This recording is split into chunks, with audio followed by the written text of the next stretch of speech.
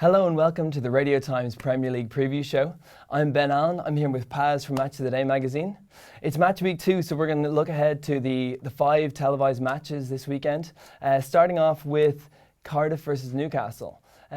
Paz, so both teams lost last weekend. How do you think they're going to look to shape their season from here? A defeat is not the best way to start off your Premier League season, is it? So both be looking for the victory this weekend. Newcastle were unlucky actually at home against Tottenham. Hit the post woodwork twice. Could have maybe snatched a draw out of that one. And Cardiff obviously went to Bournemouth and lost 2-0. So yeah, it's not a great start. No, and I can't see this one being a classic. You know, it's not tiki taka. It's not total football. It's a case of getting stuck in, staying organised, and trying to nick a goal from a set piece maybe. Mm-hmm. And do you think these two? How are they going to be both looking towards this season? What are their goals? How do you think they can do this season? Well, I think pretty much every single pre-season preview had Cardiff in 20th. Okay. So I think Neil Warnock will love that. He likes to be the underdog and use that kind of siege mentality to fire his players up. So anything above sort of 18th, I think, for Cardiff will be deemed a success. Okay, sure. Newcastle had a decent end to the season. It's a weird situation there at St James, isn't it? Yeah.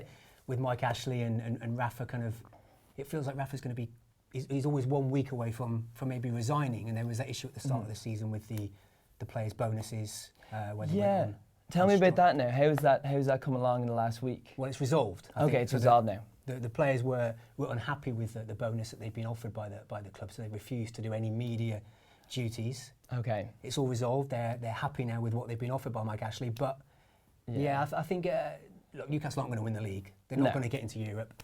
Again, mid-table will be success for Newcastle this season. Yeah, sure. Okay. And how about Cardiff? I mean, so I saw a stat that they had the lowest passing percentage in the league last week, and they're kind of becoming known for long ball football under Neil Warnock. How do you think that is going to stand to them this season?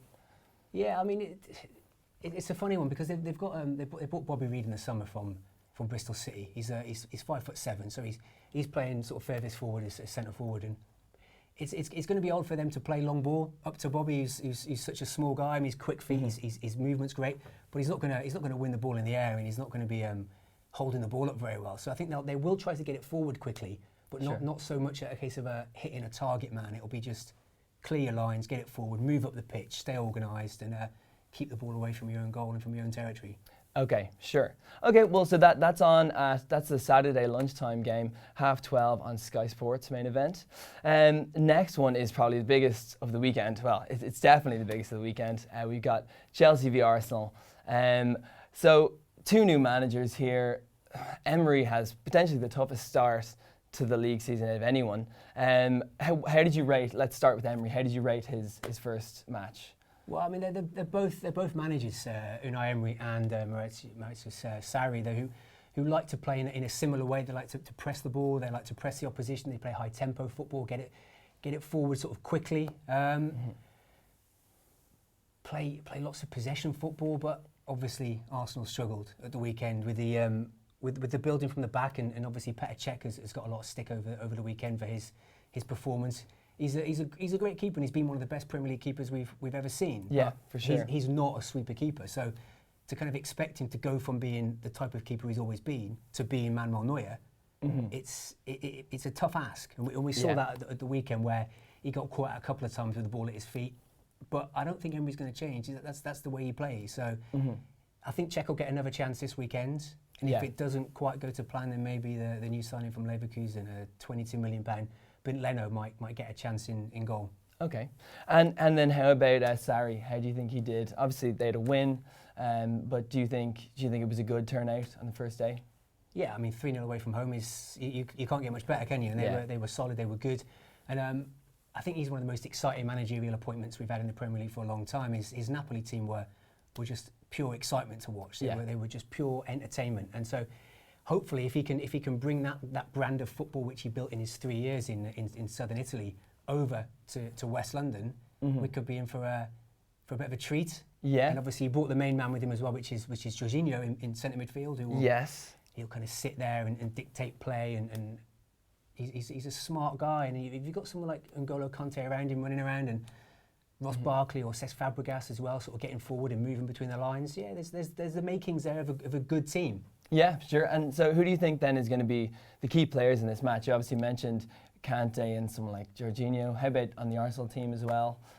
Who's to look out for there? Well, I mean, Aubameyang obviously is their main man up front. He finished the season really strongly last year with 10 goals in 13 games for Arsenal following his move from Dortmund.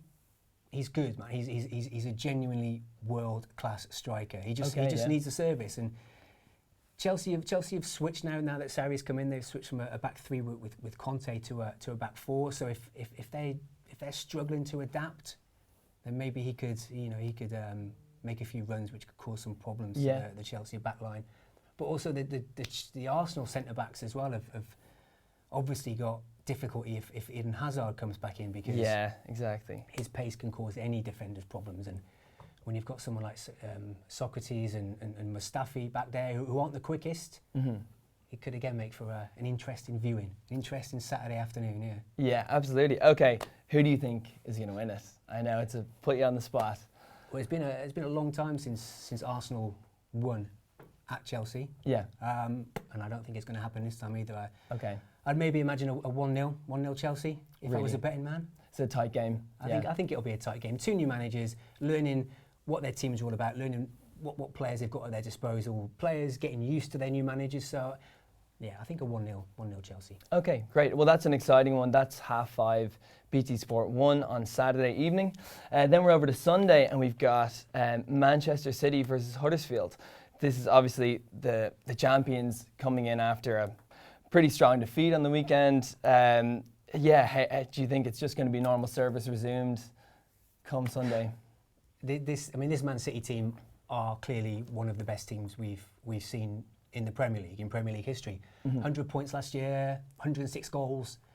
And the scary thing for everyone else is that Pep's had another pre-season to work with them, another 3 or 4 months for them to learn more what he wants from them. So I think anything other than a Man City win this weekend will be a big surprise. Yeah, I know what you mean. And so we've seen Raheem Sterling coming in last weekend, fresh out of the World Cup, where he was heavily criticised for his performances, and he scored a fantastic goal. Do you think that was a real punch back to the haters from Raheem there? He's certainly got some haters, hasn't he? I actually thought he did okay in the summer. He wasn't anywhere near as bad as some of the so-called experts and fans were saying. Yeah. He was their second top scorer last year. He got 18 goals in the league, I think it was, just behind Sergio Aguero. Yeah, so he knows where the goal is, and first game back in a City shirt, what's he do? He scores a goal. It's what he did all last year, and it's what he's going to do this year, because he's a very good player, playing for a manager who trusts him.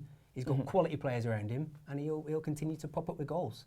Absolutely, and it seemed like, as you said, he scored 18 goals last season. His finishing has always been a massive thing that people have pulled on him, and in the World Cup it wasn't there, but this seems to be showing that he's got it in him. He's still got it in him for sure. Yeah, for this totally, season. 100%.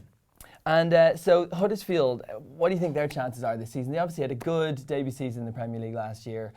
What do you think their best hopes are going forward this season? David Wagner did a good job last year, because again, going into the season last year, they were favourites to probably finish bottom. Yeah, and for sure. they did really well. They were organised. They pressed, and they relied on Aaron Moy to pop up with bits of quality in the final third. Yeah, that was their biggest problem last year, was just not scoring enough goals, and they probably haven't solved that problem this time round. No. So they'll look to keep it tight again, and hopefully snatch the old 1-0 victory here and there. Yeah. Whether that happens at the Etihad on the Sunday, I'm not quite so sure. But yeah, strange. It's a Premier League, Strange things happen. And, True. And Pep's teams throughout history, at Barcelona, at Bayern Munich, and at City as well, because they're so desperate to get that win and to get those goals, they leave holes at the back, and that's up to Huddersfield to try and exploit that. Well, we'll keep our fingers crossed for that. That is 1:30 on Sunday on Sky Sports. Next, we have Brighton versus Manchester United. So there seems to be a bit of turmoil in the Manchester United camp at the moment. Rumours of a massive rift between Paul Pogba and Jose Mourinho. What's going on, Paz? I wish I knew. Yeah. I don't think anyone really knows what's going on. The noises obviously coming out of Old Trafford are that there's a bit of a clash of egos between these two guys. Two very big egos, it must be said. Indeed, yeah. And Pogba's obviously just going to win the World Cup, which is not going to exactly quieten him down at all. So Mourinho maybe is just trying to keep him in check, but I think maybe there is a little bit in the fact that Pogba would like to play for a manager who gives him a bit more freedom. Yeah, sure. When you hear that Barcelona are potentially looking at you to sign you, that's going to attract even you. If you were playing for United, your head would be turned. It'd turn my head, 100%. Even as a Man United fan, I'd be out of here in a second. But even with all this going on, last Friday against Leicester, he was amazing. He was great. He had a full World Cup, 3 weeks on holiday, came back, sort of 2 training sessions and produced a performance like that? Yeah, it's incredible. Actually, that's another thing. What do you think of these players having such a small break, a short break? Same as Harry Maguire, Paul Pogba coming back from the World Cup, 3 weeks max break. Is that okay going forward? Is that a potential risk for injuries? It certainly is. It is, and I think probably this is what will happen, is that come the autumn and the winter, we will see these players who got to the latter stages of the World Cup maybe picking up the odd niggle here and there. Yeah, that's and the even fear. Towards the end of the season, in sort of February, March time, maybe some of these players will be running on empty just because they haven't had the rest that they would normally have in a summer. Okay. Now, talk to me about Brighton's team here. Who are the key players for this Sunday against United for Brighton? Well, I mean, Brighton, they're very much a team. They're very much a team put together by Chris Hughton, who just expects hard work, dedication, organisation, and they've got some decent individuals. Lewis Dunk is a really good centre back. Yeah. Dale Stevens will just sit in front of the back four in midfield, trying to break things up and put tackles in. Yeah. And Pascal Gross, as an attacking midfielder, will be the one who's kind of tasked with creating chances. Yeah. But just like Huddersfield, they're kind of a team who probably last season didn't score enough goals. They've got Glenn Murray up front again this year, who's a year older. Maybe his legs are a yard slower. So they're probably going to struggle to score a lot of goals this year, Brighton.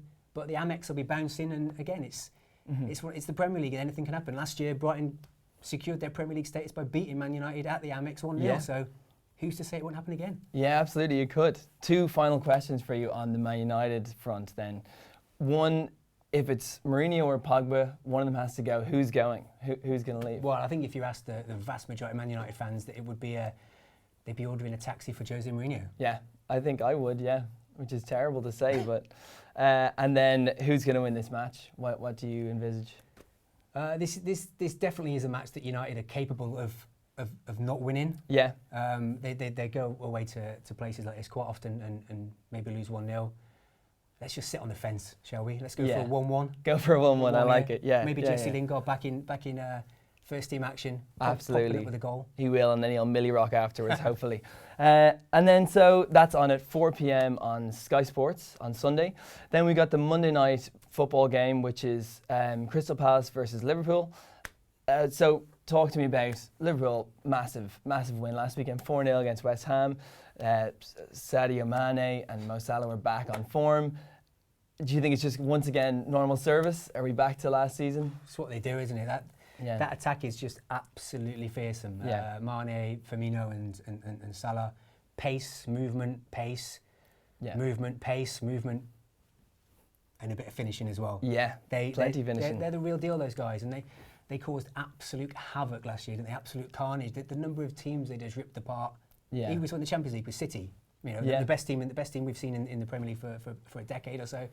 And they just tore them to shreds. They sure did. And the scary thing is the fact they've now added a world-class goalkeeper in Alisson and 2 genuinely good central midfielders in Naby Keita and Fabinho as well. So the areas where maybe there was a little bit of weakness, they've solved that. To add to that, their lightning quick attack. Yeah, this already for me is shaping up to be a 2-horse title race between City and Liverpool. It is, terrifyingly so, yeah. And so the other big news ahead of this is that Zaha has signed a new contract or a contract extension. Is that the right move for the player and the club, do you think? Yeah, I think it's perfect for both. Yeah. He's signed a new 5-year contract to become, I think, the best ever paid player at Palace. And now his next challenge really is to prove he's the best ever player to play for Palace. He's a superb attacking player, creates lots of chances. He's probably a £50 million player in today's market. So the fact they've managed to secure him for another 5 years is superb news for Palace fans. He's just got to hope that the players around him can provide the platform for him to do his things and win some matches. Absolutely, yeah. And so do you think Palace have a chance here to upset Liverpool? I mean, Palace obviously had a disastrous start to the last Premier League season when Frank de Boer was in charge, and they lost their first 7 games without scoring a single goal. Then Roy Hodgson came in, turned it around, and they've now, I think, won 5 of their last 6 games. Okay. Going back to last season, so they're in decent form, and Sure. the last team to actually beat them was Liverpool at Selhurst Park with a late Mo Salah goal. And I think maybe we could be looking at something similar again. Maybe Roy trying to frustrate his old employer, where he didn't have the best of time up at Anfield. No, yeah. So he's got a point to prove. Selhurst Park will be rocking. The atmosphere will be superb under the floodlights. Okay. I think maybe a late Liverpool goal might just sneak it for them. Sure. So another tight one. Okay. So that's on at 8 p.m. on Sky Sports on Monday. That's the games. Paz, thanks so much. Remember to like and subscribe Radio Times channel, and I believe Match of the Day magazine is out on every Tuesday. Every Tuesday in the shops. Every Tuesday. Okay. Thanks so much. See you next week.